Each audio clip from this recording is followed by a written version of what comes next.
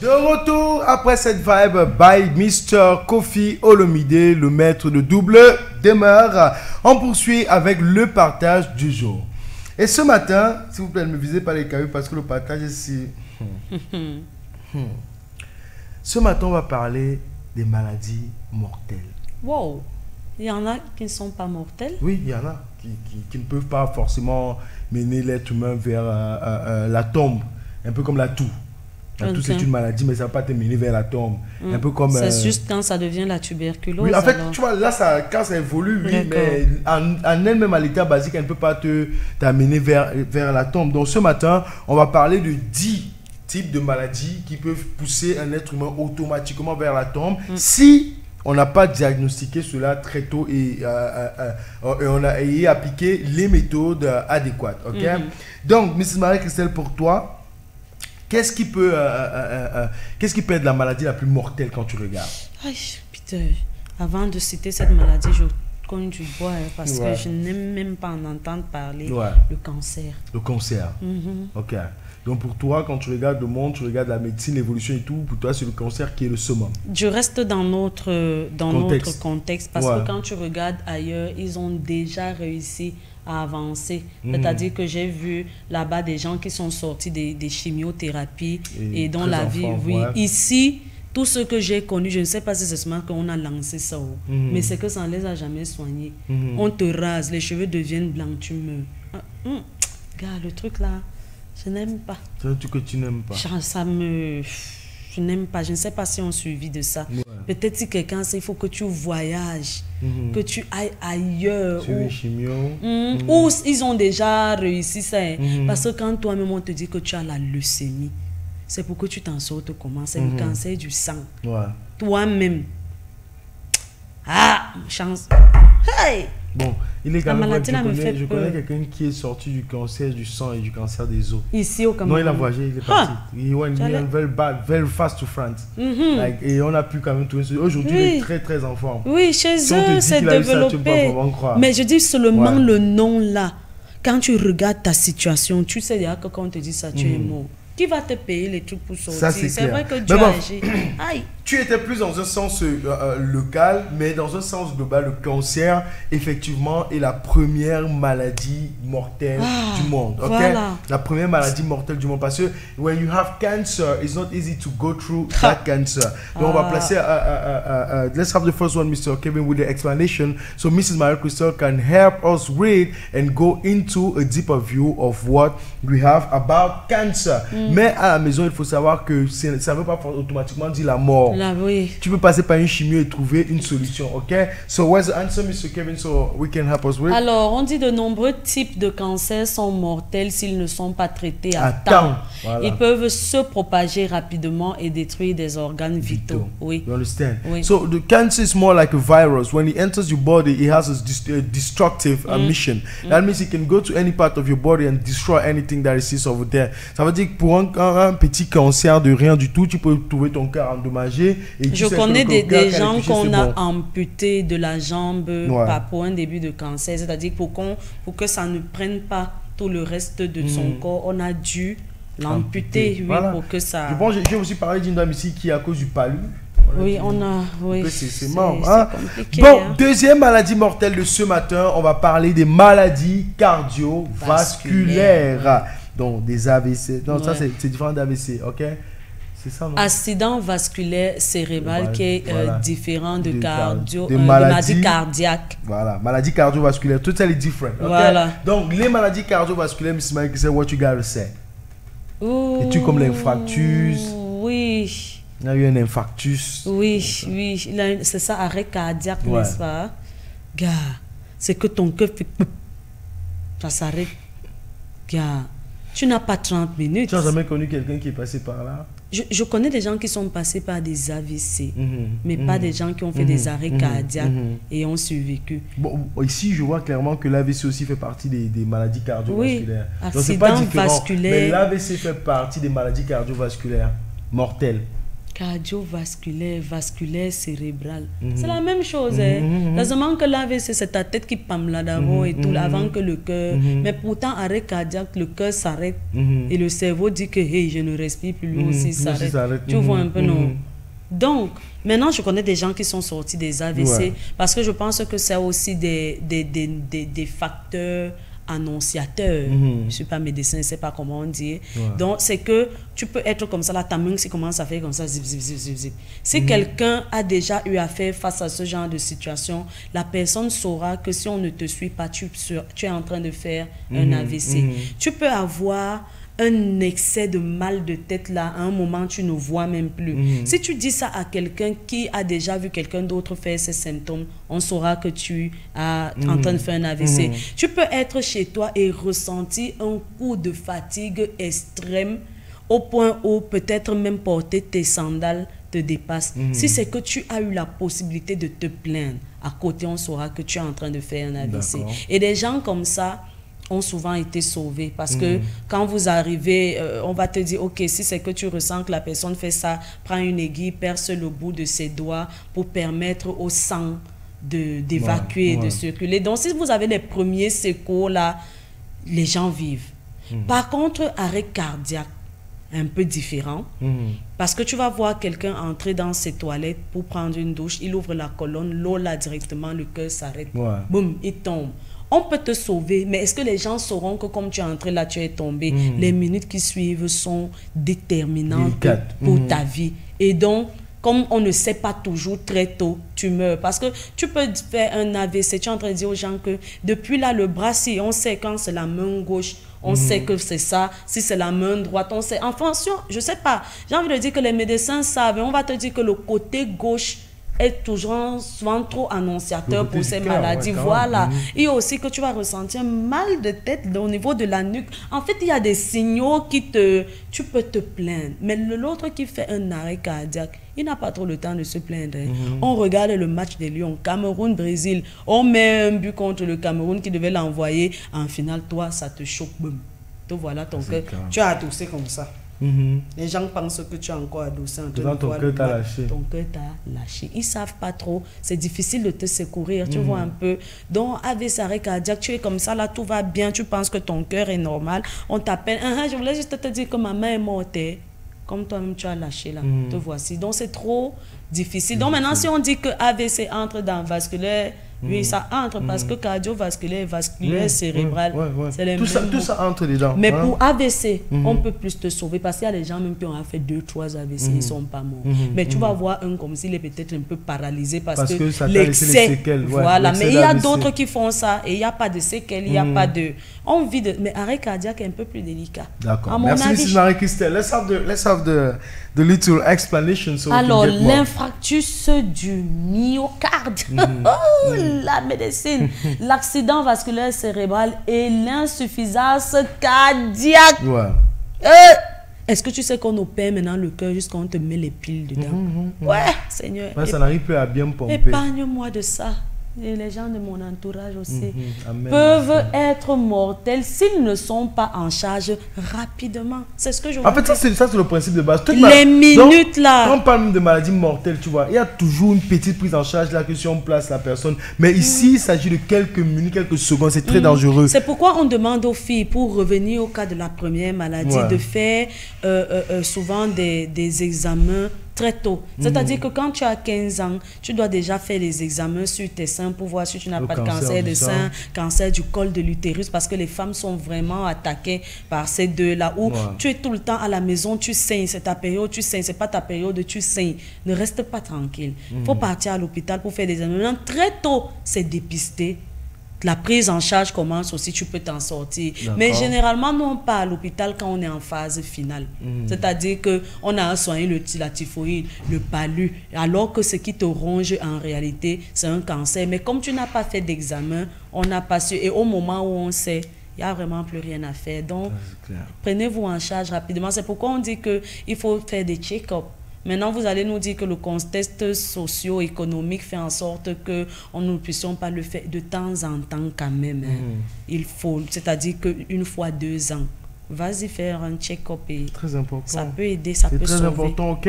Bon, merci Mrs. Marie-Christelle pour cette lampe. On va poursuivre avec la troisième maladie mortelle de ce matin. C'est tout simplement la septicémie. Naya.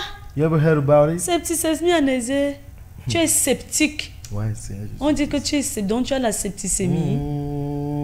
Non, c'est pas ça que c'est pareil. Ah bon, hein? Tu veux faire gratter la nuque. Il me pense que c'est pareil. Non. Bon, ici, on va passer, on va te permettre d'avoir l'explication parce que avec l'explication, tu pourras nous en dire plus.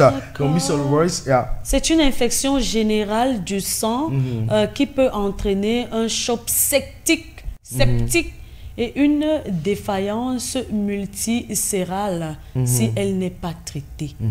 Ce qui est sur le sang est touché. Tu as compris, très touché même d'ailleurs. Quand tu vois, il y a les trucs là que c'est mis. Ça veut dire que c'est un lien une défaillance avec le sang. Multiviscérale. Oui. Les maladies du sang. Il y a un autre qui dit l'insuffisance rénale. On doit passer le sang. Oui, parce que le rein ne filtre plus. Non, attention. Je veux dire, ça, c'est les maladies que tu as quand tu as l'argent. Quand tu as ça dans la pauvreté encore, c'est très dangereux.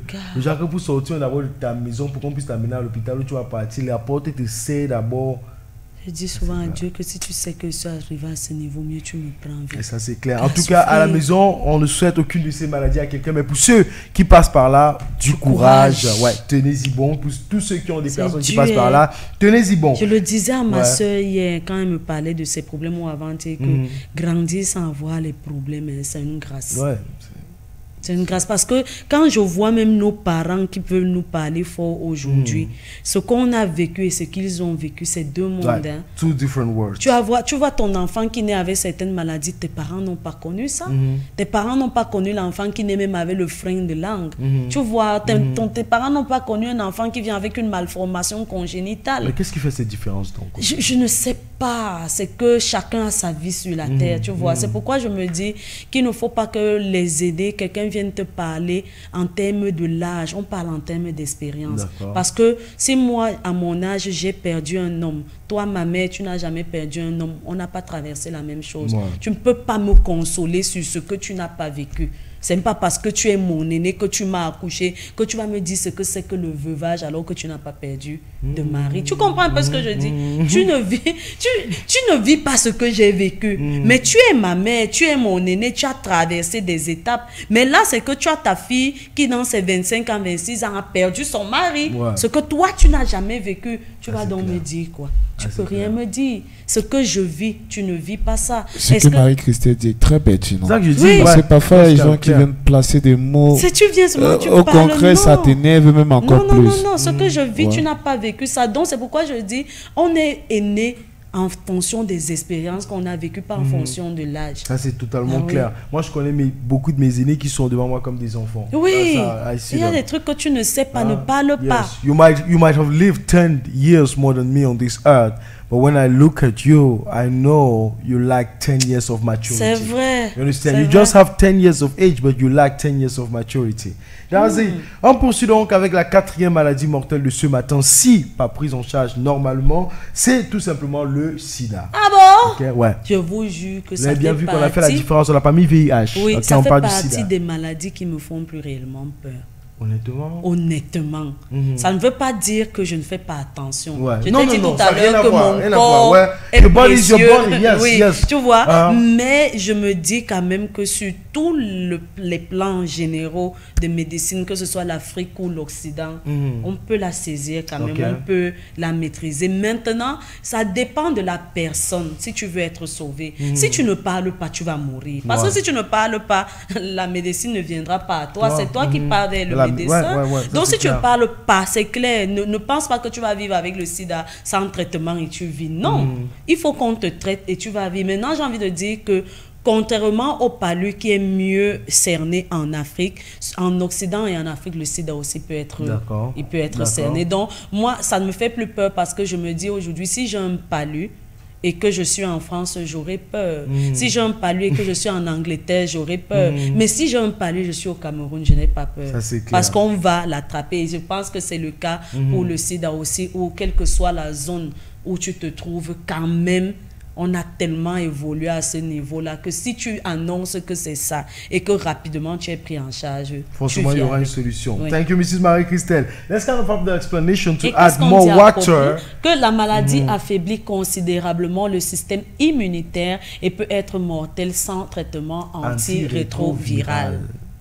Oui. Donc, forcément que c'est un meilleur le traitement. Yeah. Depuis là, on dit sans prise en charge, sans prise en charge. Mais si on te dit sans le traitement antirétroviral, that's kind of important. And now, to me, moi, je veux dire que... mais vraiment, ne pensez pas qu'on soigne les phases terminales. Hein, parce que ce qu'on vous dit là, c'est qu'il faut être dépisté rapidement. La phase terminale, c'est qu'on t'aide juste à partir. Tu vois un peu, non? Maintenant, moi, je veux dire que beaucoup de personnes jusqu'à nos jours ont toujours cette conception que le sida, c'est la maladie de la honte. Non.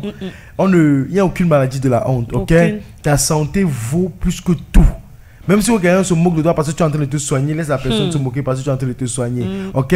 Et maintenant, il faut aussi être éduqué. Et je pense qu'au Cameroun, ça c'est où je viens, on a eu beaucoup de campagnes de sensibilisation là-dessus. On a eu beaucoup d'explications qui ont été données là-dessus, ce qui a un peu démystifié la chose. Justement. Les gens ont compris que non, c'est pas parce que quelqu'un a le VIH que moi, automatiquement à côté de lui, j'ai ça. Pourtant, dans des anciens temps, c'est la conception. Les gens avaient parfois même, on lapidait même souvent ceux qui avaient le VIH. Parce que pour toi, on te voyait déjà comme une peste pour la société. Sale. Voilà. Et il y a aussi eu des malades qui sont passés par des techniques qui ont dépassé les êtres humains que nous, on a commencé à leur fuir. Pourquoi? Parce que tu vas te rendre compte que quelqu'un a le VIH-Sida et lui, son objectif principal, c'est pas de se soigner, mais c'est de transmettre ça à d'autres personnes. C'est où ça devient dangereux. Très dangereux d'ailleurs. Donc, il est important de connaître tous ces rouages-là pour savoir que si un jour vous faites votre dépistage et qu'il sort positif, allez tout simplement vous enregistrer et prenez vos antirétroviraux. Thank you so much.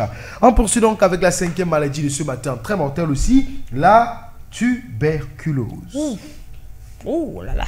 La tuberculose. Ça, la différence entre le sida et la tuberculose est donc que si tu ne fais pas attention, la personne à côté de toi, elle te la transmet parce qu'il suffit que la personne postillonne et que toi tu sois en danger.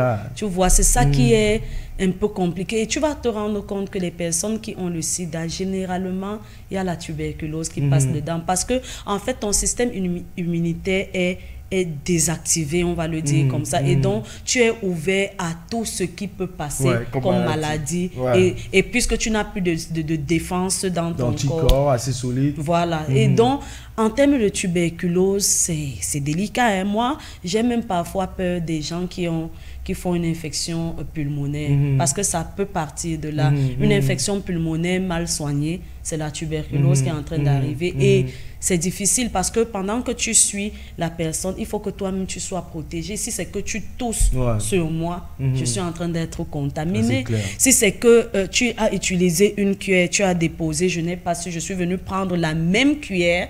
La différence avec le sida, c'est que je ne peux pas utiliser ta cuillère, je suis contaminé. Tu vois? Maintenant, avec la tuberculose, c'est que j'utilise la cuillère que toi, le malade, tu as utilisé, je suis contaminé. Je bois dans le verre que tu as utilisé par cette partie parce que tu as laissé. Mais qu'est-ce qui donne ça? La tuberculose, ça vient par la cigarette, ça vient par une toux négligée, mal soignée, ça vient par une infection pulmonaire. En fait, la tuberculose est l'extrême de ces maladies-là. Si tout le temps, toi, tu as la toux, tu ne gères pas, aujourd'hui, tu laisses, après, ça devient chronique. Et donc, quand ça devient chronique, tu vas vers infection pulmonaire qui ne te fait pas toujours vraiment tousser, mais c'est à ce niveau-là de la poitrine que tu as des problèmes mal gérés. Soit tu meurs même d'infection pulmonaire, soit ça part loin, ça devient d'abord la tuberculose. Ça, c'est dangereux. C'est dur, hein? Ça, c'est dangerous. Let's move to the explanation, please. C'est dur. Cette maladie respiratoire peut être mortelle si elle n'est pas diagnostiquée et traitée correctement. Ça veut dire que tu peux avoir ça, tu ne sais même pas. Oui, c'est pourquoi il y a des centres spécialisés. Tu vas voir que c'est JAMO qui récupère infection pulmonaire, tuberculose, sida même aussi. C'est vrai que l'hôpital central aussi. Mais tu vas voir que ces maladies-là, c'est plus l'hôpital JAMO. Généralement, quand tu entends qu'il est à JAMO, fais un lien, soit la folie, soit la tuberculose, soit l'infection pulmonaire. D'accord. Oui, tu réfléchis pas trop. C'est un peu trop ça leur spécialité. Voilà. OK. 6e de ce matin, la rage. Aïe! Je ne savais pas quelle fois tu as. Oui. La rage. Mais la rage, ça te tue parce qu'on te donne environ 21 jours. Quand le chien t'a mordu, là, il faut que tu commences à être traité Sinon, tu es en train de mourir. Tu n'as pas 1 mois. Peut-être ça tue même plus vite. Parce qu'il met quoi? Même il se le voit, toi qui as un peu une grande expérience avec les chiens. Il met quoi dans ton corps? Le chien enragé. Tu as vu le chien enragé? Putain, le chien enragé n'est même pas bien visible à l'œil nu. Parce que déjà, il n'a plus les poils. Il est malade. Et comme il n'a plus les poils, là, tu vois toutes les plaies. Il est un peu comme s'il a le sida du chien. Aïe. Donc, il a perdu toutes ses immunités défensives, tout de l'organisme, là. Et comme il est sous le froid, sous la pluie, les intempéries, tout ce que le chien peut avoir de comme il reçoit. Ouais. Lui, le chien, il est en quandian, donc il a faim, il te voit, il te suit, il te mord. C'est pourquoi il y a certaines maladies qu'on dit souvent que c'est ce qu'on t'a lancé. Parce que comme ça, tu ne sais même pas où il trouve encore la force de venir te mordre. Mais il te mord quand même. Et quand il te mord, là, tu dois avoir le vaccin dans les heures qui suivent. Si on ne te vaccine pas, terrible. Te voici qui va te retrouver en train d'aboyer. Bon, je sais pas. Non, mais tu n'aboies pas, c'est juste que les chiens sont porteurs de plusieurs maladies, tu vois. Donc, du coup, la salive qui entre dans ton sang, là, ça va développer en toi des maladies que ton corps ne peut pas supporter. Eux, ils peuvent supporter, mais toi, tu ne peux pas supporter. Donc, du coup, c'est ça qui fait que ça devient plus rapide. On doit te faire un vaccin très rapidement. Oui, on te fait un vaccin très rapidement. C'est pour ça qu'on conseille aux propriétaires de chiens de toujours vacciner les chiens contre la rage. Oui. Il y a plusieurs vaccins, mais ce qu'il ne faut pas rater, il faut toujours rappeler ça, c'est la rage. Parce que le reste des vaccins, ça les concerne plus. Tu vois, la gale, les machins, tout. Mais ce qui peut directement affecter l'homme, le chien à l'homme, c'est la rage. Donc, je te dis, si le chien t'a mordu, la prochaine pharmacie, il faut qu'on aille te faire un vaccin. Et il y a un vaccin qui prend du temps.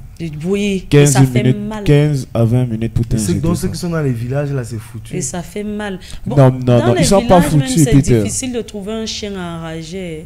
La nature est ce qu'il y a de plus bon pour les êtres vivants. Ouais. Tu vois un peu, parce que là-bas, ils ne se retrouvent pas vraiment confrontés, exposés à ce qui va lui faire du mal. Okay. Parfois, tu vois un chien dans un village, il est bien mieux entretenu physiquement que le chien que tu as en ville. Donc, c'est clair. Ça, c'est clair. Mais quand cela descend une fois mordu, quand même, il faut te rendre à l'hôpital. Oui. Hey. Ok. Hey. Bon, on va prendre l'explication. Vous m'avez donné la chair de poule, M. Marie-Christelle et toi, M. de Voice. Alors, une fois les symptômes apparus, la rage est presque toujours mortelle sans traitement urgentissime. Je dis, toujours toujours. La rage, je dis qu'on devait même mettre ça avant le cancer. Je te dis la vérité. Parce que le cancer, tu as peut-être 2 mois, 3 mois. Ouais. Dieu peut même te flatter. Là, tu fais même un temps, crois que tu te relèves alors qu'il te manque. Tu vois, mais la rage...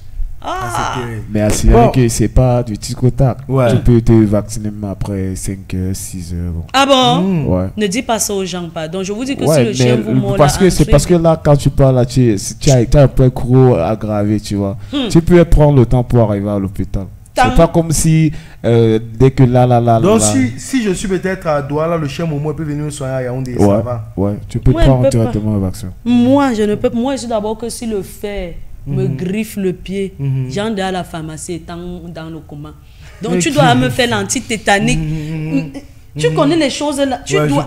Quand j'entre là à la pharmacie, vous ne m'arrêtez pas bien, je suffoque déjà. Combien de fois le chien? Non. C'est pourquoi je vous dis souvent que j'ai 2 choses que je fuis, le chien et le fou. Je préfère que la voiture me cogne. Si je vois le chien venir, je vois le caterpillar arriver, j'entre en route. Et le fou, c'est pareil, je n'aime pas. Ouais, vous avez terminé. Bon, 7e, tu as déjà contré le décor, Mrs. Marie-Christelle va parler du tétanos. Le tétanos. Pour moi, si tu te blesses un genre de conditions, entre à la prochaine pharmacie, on te fait l'antitétanique. Moi, je ne suis pas là pour les dire que bois d'abord l'huile rouge, fais d'abord, prends ta salive. Ça a déjà un lien avec ton sang. Entre à la pharmacie, on te fait l'antitétanique. Ici, c'est aussi le vaccin? Oui. Le vaccin, je crois que c'est pareil, ça dure aussi longtemps. Ça dure aussi longtemps qu'on fait. Mais Marie-Christelle, le truc qu'on fait avec l'huile là, c'est qu'on brûle l'endroit où le clou, la pointe t'a piqué. Tu vois là, c'est ce qu'on fait dans les zones reculées, là où il n'y a pas trop les centres. Mais apparemment, ça marche. Ça marche. De faire quoi? De mettre l'huile rouge sur la blessure? En fait, là où tu as eu la plaie, on chauffe le couteau. et on verse l'huile rouge dessus. Et c'est les gouttes là. La goutte qui entre en chauffant là. C'est ça qui peut te... On te donne même aussi à boire. Parce qu'il semble que l'huile rouge, l'huile de palme a une forte, je ne sais pas, immunité, je ne sais pas comment dire ça. En fait, ça a des propriétés qui sont très bonnes. Si tu vois, si tu fais la diarrhée, on te demande de boire l'huile rouge. Les quelques instants après, ton ventre cesse de bourdonner et de tourner. Déjà, avec le couteau et l'huile, j'ai déjà eu ça. Voilà. Dans un village, j'étais en congé. On chauffe le couteau au feu de bois ou bien sur le gaz, ça devient presque rouge. C'est rouge, c'est pas que ça devient presque rouge, c'est bien rouge. On prend maintenant l'huile, on verse dessus et on laisse l'huile là se reverser sur l'endroit où tu as été infecté. Une douleur vraiment. Ça brûle. C'est l'huile qui chauffe, non? Le couteau est rouge, tu vois. Mais pour moi, faites ça. Mais après, va faire l'antitétanique pour être vraiment sûr de ce que tu as échappé à quelque chose. Sinon, après, c'est la catastrophe. Les gens qui font les balançoires dans leur maison avec les roues des voitures, c'est très dangereux. Parce que quand ces roues-là commencent à vieillir, il y a le fer, des fils de fer à l'intérieur. Ça blesse et c'est dangereux. Et maintenant, quand tu te blesses, c'est généralement au niveau des jambes. Mais vous savez que les blessures aussi sur le corps, ça dépend de l'endroit où tu te fais la blessure. Et donc, vraiment, quand vous faites les balançoires à la maison, essayez d'habiller ces roues-là, soit avec des mousses, des tissus. Aussi. Pour vraiment... Parce que quand ça commence à vieillir, c'est super dangereux. Partout où tu passes et que le fer t'a gratté, ne fais pas seulement comme ça, on ne sait jamais. Si c'est un fer rouillé, ça peut te poser des problèmes. J'ai amené ça ce matin en pensant vous faire peur, vous deux. Mais toi maintenant. Vous visez pas me faire peur à moi. Donc, on prend la petite explication sur le tétanos. Mais Miss Maïk, ça a déjà presque tout dit. Oui. Cette infection bactérienne peut entraîner une paralysie mortelle des muscles respiratoires. Voilà, les muscles respiratoires. Donc, les muscles qui... Oui, ça te touche dedans. Paralyse, tu n'arrives plus à les choses, les sens, qu'on lance ça aux gens, gars. Voici l'autre. 8e. La fièvre hémorragique Ebola. Ah, ce que le singe donne, non? Ebola. Les gens qui aiment la viande de brousse, là, sachez que parfois, peut-être tu manges le singe qui était malade. Hein? Je ne sais pas maintenant que si ça passe au feu, sur le feu, tu les microbes. Le virus, je ne sais pas. Mais je pense que ça vient du singe. Et les gens, à certaines années, je pense que dans les années 80, là, jusqu'à peut-être 89, ont beaucoup subi la fièvre Ebola. On dit que les gens faisaient comme le singe. Ne joue pas, hein. Attention. Quand tu ne fais pas comment... Oui, Ebola, la fièvre Ebola. Mais ça a beaucoup sévi au Congo. Au Congo, ouais. Ça, donc, on a tous vu cette période comme une période de magie. Oui, donc nous, heureusement, on n'a pas eu... Je ne sais pas comment ça se manifeste en réalité, mais je pense que les gens qui aiment beaucoup la viande de brousse devraient faire attention, parce que... Avec le singe. Oui, voilà, parce que... On va arrêter de manger la biche ici dehors. Mais il faut même arrêter. Moi, la biche, même, j'ai peur de manger la biche à l'extérieur parce que parfois, les gens, pour vendre la viande chère, ils peuvent tuer le chien et ils te disent que c'est la biche. Ça a presque les mêmes...